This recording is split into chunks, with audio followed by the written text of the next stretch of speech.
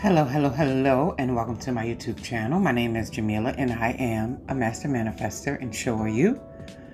Because you're watching content like this, the name of this lovely channel is Holistic Manifesting, because I believe in a whole body, whole mind, and whole being experience when it comes to manifesting the amazing lives that we are choosing. Yay to me.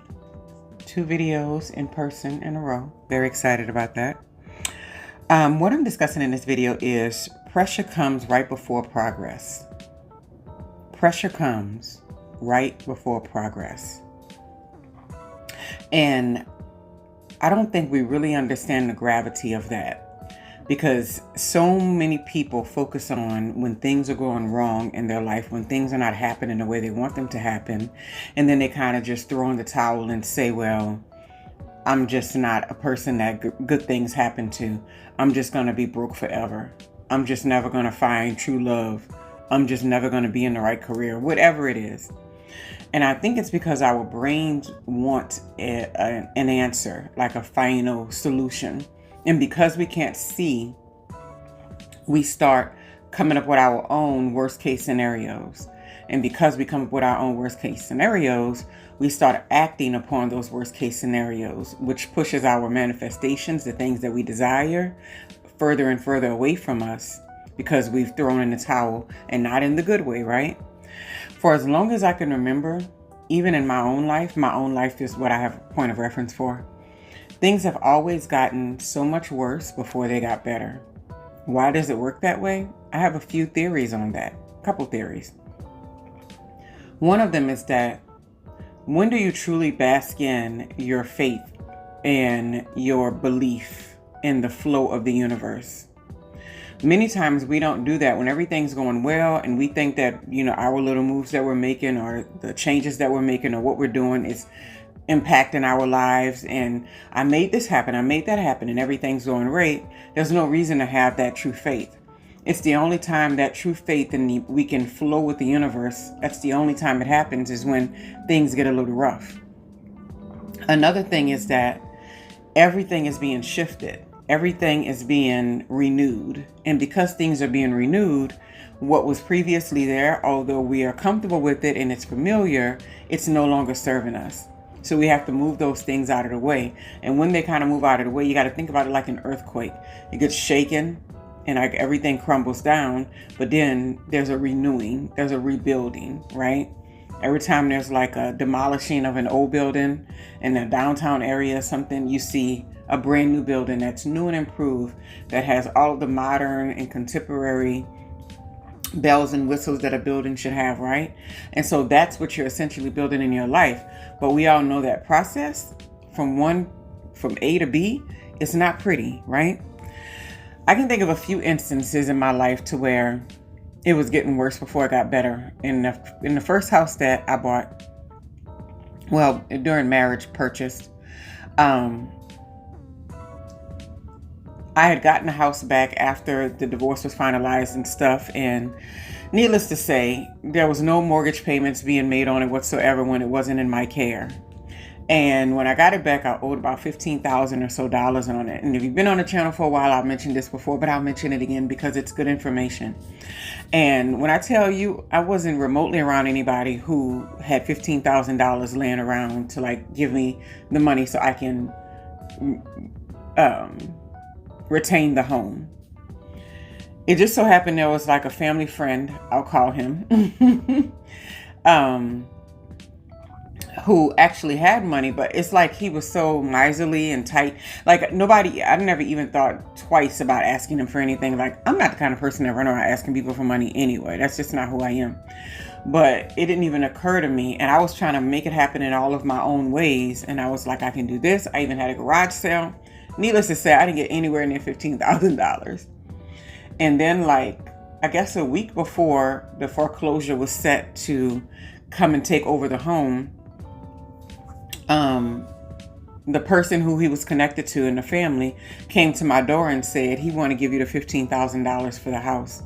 And I was like, what? And it was like, yeah. He said tomorrow you can come over and y'all can go to the bank and he'll deposit it in your account.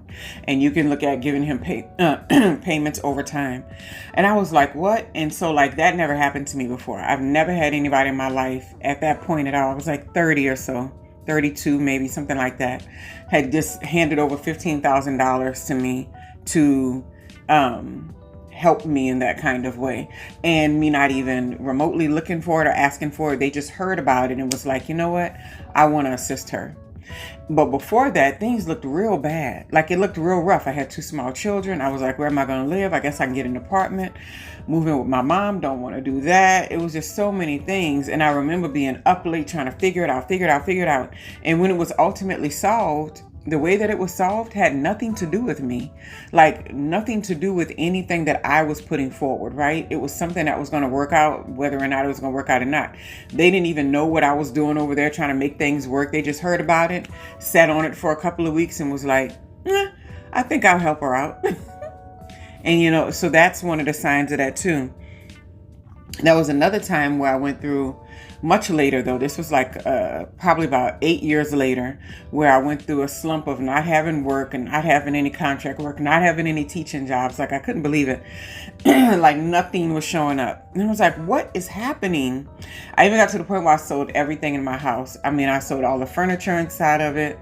I got this beautiful little chair that I have been wanting from IKEA forever. And when things got rough, I was like, this chair is going on OfferUp. That's why I put everything on OfferUp. And I was selling this stuff left and right, just getting rid of everything in the house that was useless. I was even on Poshmark selling clothing and everything. And my only thing was like, there was no way I could pay the rent. And so, because by then I had sold the house we stayed in and everything, but I did stay there for about 10 years. And all I had was enough to like do like the household utility bills, but not the rent. And so I had already planned. I was like, I'm gonna send the kids over to their grannies for the summer and they don't have to know anything about it. And I was like, I got 2 months then to get myself back on my feet or whatever, something's gonna work out. And I was already watching videos and planning on how do I live inside my vehicle, because it was paid off. And I was like, okay, I can park here, I can do this. I was just getting all this information ready. And then I came across one of these spiritual guidance people online, and I remember listening to him, and he was talking about how when you're done running around and you find yourself at that level of peace, you realize that you never had control in the first place to a large degree. And so all of that was happening, and I finally let go, and it came to surrender, ultimately surrender. And like within a week, I got a call from a university to do some consultant work for faculty members in technology in their classes. And the funny thing about it was, I had already put my hat, I had already thrown my hat in the ring for that a couple of months earlier, but I figured nothing came from it. And then when I talked to the people, they were just like, oh yeah, like a month ago, we decided that we were going to ask you, but we had to make sure that we can get the pay that you were asking for. And I'm like, so you mean to tell me a month ago you knew? I didn't tell them this, but I mean, just in the way that things work out. A month ago, they knew that they were going to take me. So in that whole month, I have been going all through the emotions, and I'm going to have to do this. I'm going to have to get rid of this, get rid of that. I probably would have held on to some things if I would have known that was going to be a breakthrough for me. But because we don't have access to the things happening around us, that pressure builds up, and then we finally see the progress on the other side of it.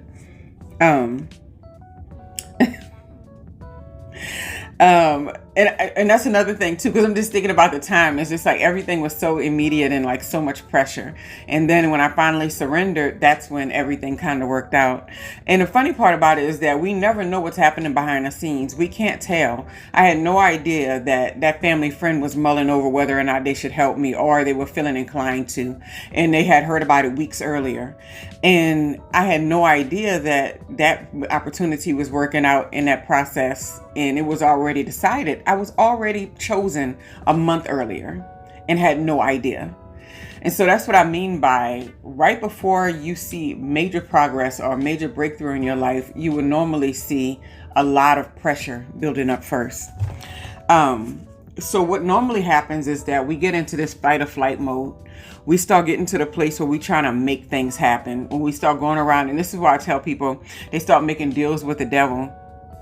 You start asking people for money and favors and stuff that you wouldn't normally go to because you know it's not in good faith, and you know dealing with them is going to be an issue. You start thinking about different jobs or different ways you can make money that are not quality ways. That's going to eventually be an issue because it's not sustainable and it's not even at your frequency anymore. You start doing things like I was doing, but it might not have been a horrible idea, but just like running around selling everything that's in the vicinity and stuff like that and making plans to live in a vehicle. It's like, it was such a frantic time and a frantic movement, but it was like a really fight or flight kind of mode. And then my anxiety, for whatever reason, for a real good reason, was through the roof at all of these times. So when we're not surrendering and we're not understanding how the universe works and how these processes unfold, we get horrible anxiety because we feel like everything that needs to change, everything that needs to develop and grow and expand is all within us. And we're failing somehow and we're not making it happen, right? But there's so many energies and frequencies and people involved in just the flow of the universe, and all those things come together to allow these things to happen in our space. So when we say that we're co-creating, we're like a very small piece of that. The rest of these things are huge, right? It's huge. It's happening. It's like, I didn't create the university for me to have that opportunity.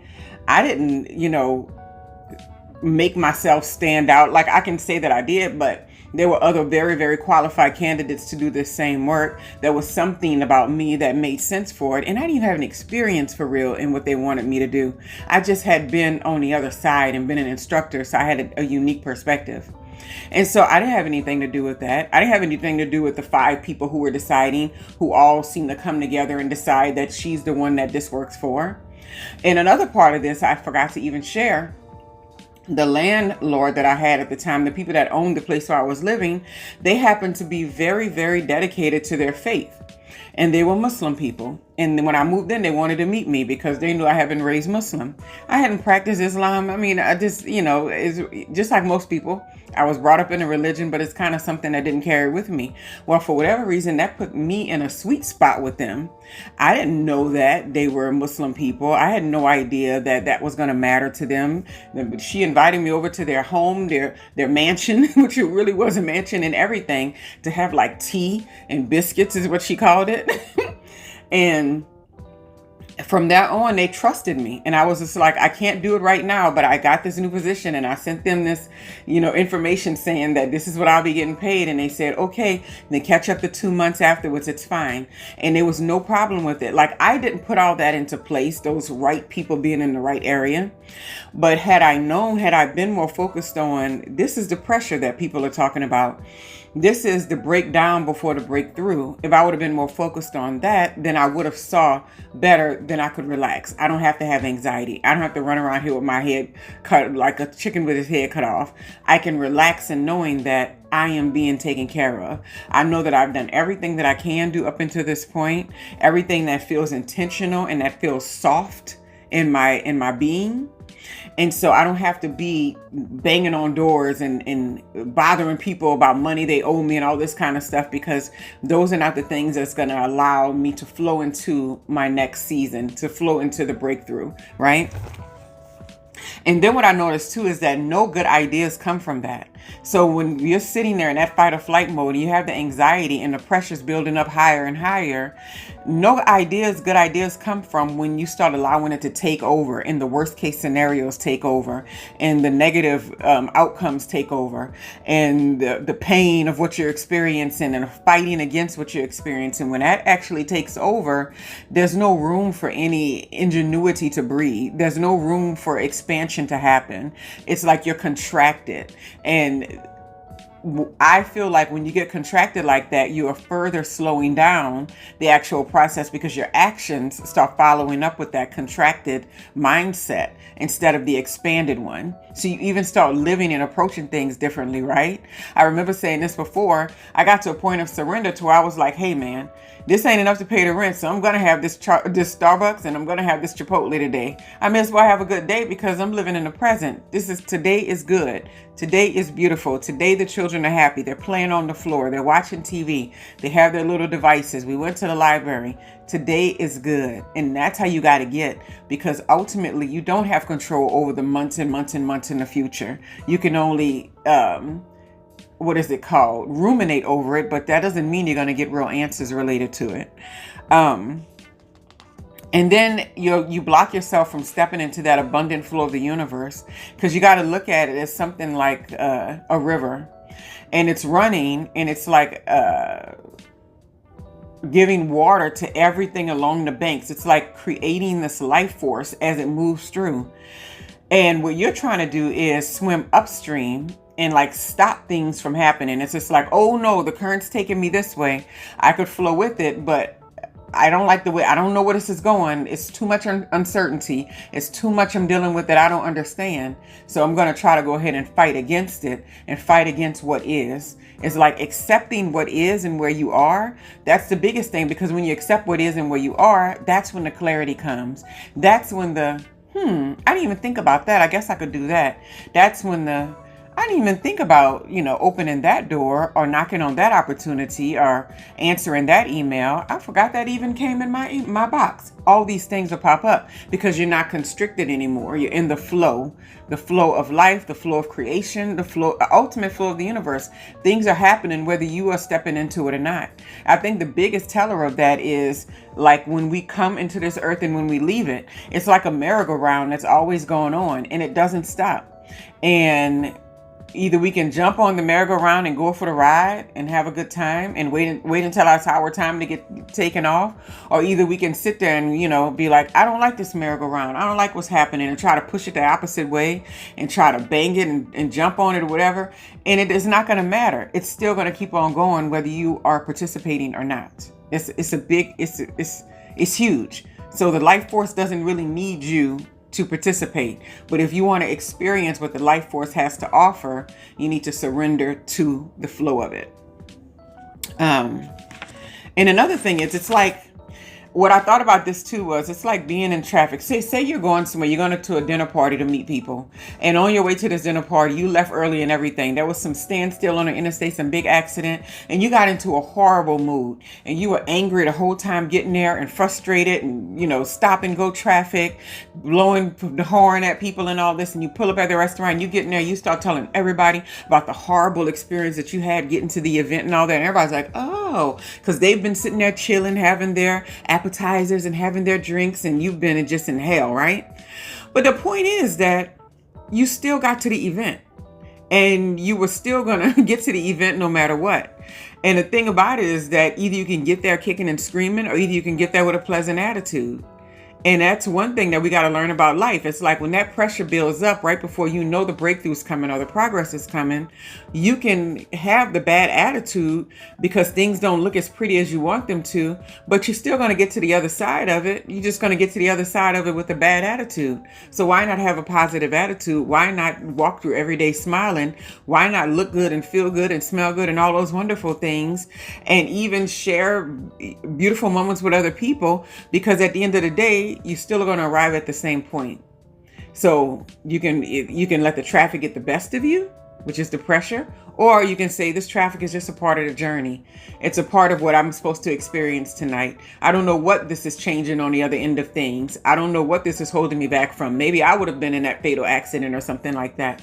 I have no idea. I just need to accept it for what it is. So then when you show up at this party and it's just like, oh my goodness, how are y'all? And everybody's like, oh my God, I'm so happy you made it. And you have this positive attitude. What held you up? I was in traffic for an hour and a half. And they go, an hour and a half? And you're not crazy? You're not losing your mind? And you're just like, no, it's actually okay. And they're just like shocked because you have such good composure and you're like holding yourself together. And they're like, oh my goodness, I can't believe that you are okay after going through all of that. And that is how people are even in your life. It's like when you walk through things gracefully and you surrender and you understand that there's a magnificent flow of life that's happening all the time. And you don't need to experience things so negatively. If it's happening already, it's happening. You just need to go through it with stride. Go through it and don't look like what you've been through when you've been through it, right? It's always the best way to be. I'm not saying don't have your moments of breakdown I'm being honest, I've always had those.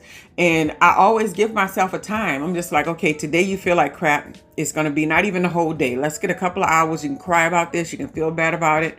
You can beat yourself up about it. But then we got to move on and continue to have a good day. We got to move on and continue to experience and cooperate in this life, right? And then remaining calm under pressure is like the highest display of self-mastery. One of the biggest things that we deal with in life is falling apart whenever things look like they're falling apart around us. But when we get into the place to where it doesn't matter how much pressure is on that other end, and we can still sit here and say, no, I'm good. It's all working out exactly as it should. I know that I am favored. I know that all is well. I know that I am blessed. I'm grateful every day. And I have positive outlook on how things are going to turn out. And it's not going to be something that I'm going to have to beat my head upside the wall for. I'm not going to have to rob Peter to pay Paul. I'm not going to have to do any of these things. It's all going to be beautiful. When you get to the place where you can master yourself, and I'm not talking about fake master to where you're falling apart on the inside, but you're just walking around smiling. No, like real mastery to where you truly understand it's going to work out the way it's supposed to. It's going to work out positively for me. Everything is always working out for my greatest good, even when I can't see it. When you get to that level of self-mastery under pressure, that is like the highest display of I have full and complete faith that everything is going to work out as it should, right? And then when we should be, I mentioned that already. And so the best way that I was thinking about earlier to show the universe that you're not moved by what you see is to just be not moved by it. Because when you think about it, many times we don't have access to things to change the current situation that we're in. We can't put our hands in there and say, I want this to be different, that to be different, because we just don't have access to what would change it. We don't have access to the tools. If our children are being a certain way or unruly, we don't have the ability to control their actions and to make sure that they're not a certain way. If our finances are not acting right, we don't always have the ability to make things happen with that. Besides doing unscrupulous things, we do all that we can, and then we kind of put our faith and say, hey, this is going to work out. We don't always have the ability, the tools, the information, the wisdom to figure it out. And many times it's not for us to figure out. It's for us to surrender and say, let's see what's going to happen. We've done all that we can. Let's see what's going to happen next. And then you can get into the place where you have inspired action, and it's not panic action, because panic action is never going to get you to where you want to be. You want to have inspired action, the kind of action that says, you know what, I'm feeling like this is something I should be doing. And because you let your mind settle, you got quiet, you surrendered, you become at peace. And then from there, that's where you get the motivation. That's where you get the expanded thought process. That's where you start getting the ideas. And you're just like, well, I didn't think of this yesterday. Why not? Because yesterday you were still in fight or flight and panic mode and trying to swim upstream and stop everything from happening and going against and not accepting what is. Today you are in the current, the abundant flow of the universe, and you decided, you know what? It is what it is. How can I serve? That's essentially what you've come to. And then lastly, you have to think about the pressure as your teacher, and you ask yourself every time you're going through that big pressure, and you know the progress is coming next because that's just how it works. When you're going through that pressure, what is this trying to teach me? Because every single time we're moving from level to level to level to level, leveling up or going through breakthroughs or expanding, glowing up, whatever you want to call it. Every time that's happening, there's always something that's being taught to us. There's always something that we need to learn. I went through a horrific, toxic workplace situation. I'd never worked in a workplace with other people since I was about 25 years old or whatever, and like cubicles and stuff. And I had taken this position because it was a very well paid and nice position, but the office scene was terrible. Like, you were right on top of other people and stuff.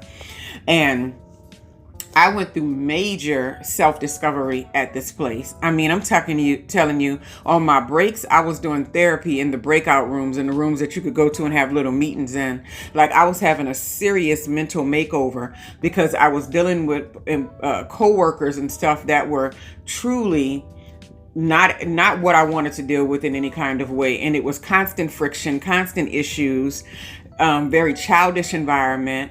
And it was also working with men, and I had never dealt with that working in a male environment. Normally, I was always okay in male environments, so that whole gender thing is not always true people talk about. And it just was really, really rough. But I had to come to terms with a lot of aspects of who I was, and the pressure just built and built and built. I was so angry. I was aggravated. I was disgusted. I was annoyed that that's where I was. But when I finally just accepted, this is where you are right now. This is the pressure before the progress. This is what you have, this is the culmination of everything that you have created in your life so far, co-created, right? So what is this pressure that you're feeling trying to teach you? And boy, was it trying to teach me a lot. It was trying to teach me how to be more graceful, how to be unmoved in situations to where, it wasn't calling for me to have to participate. It was teaching me so much about human behavior that I only understood in theory, that I had never experienced. So whenever you experience in those moments, or you have those high pressure components of your life, you have to ask yourself, what is this trying to teach me? And you're going to know exactly what it is, because once you quiet your mind and you get into the mode of surrender and you decide that you're accepting things for what they are, that after that peace hits, because it's way more peaceful than trying to figure everything out. It's way more peaceful than trying to make everything happen. When you get to that surrender place, that's when you can ask yourself, what was I supposed to learn from that?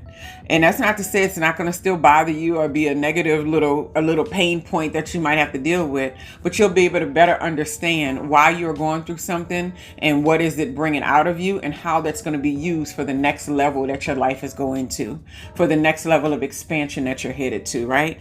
We're always being cultivated for the next level, because we get used so much. We surrender and we get used so much on one level, and then there's no more for us to offer there. That's why we outgrow places and spaces and people, and attitudes and behaviors, because it's only so far certain things can take you. And whenever you fight against that, that's when you become stagnant. That's when you get anxious. That's when you start getting frustrated regularly, depression, because you're not allowing yourself to see that pressure as a necessary aspect of your overall development before you see the progress to the next level.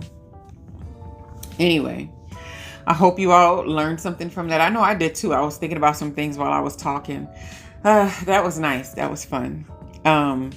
If you made it to the end of this video, go ahead and put, what kind of emoji for this one right here?